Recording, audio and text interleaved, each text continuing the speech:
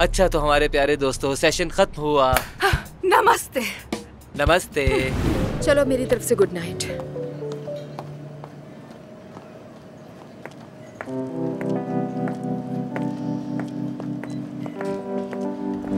Mahnoor Aamir married है। क्या? लेकिन डिवोर्स लेने वाला है। किससे, कहाँ, कब, कैसे, सही से बताओ ना यार, रुक क्यों गई हो बोलते बोलते। सेफ्ता और आमिर वो यूनिवर्सिटी में मिले और फिर शादी कर ली। आमिर सुबह से तुम्हारे मरीज देख रहा है, तुम्हारे लिए। कितना अच्छा है ना ये।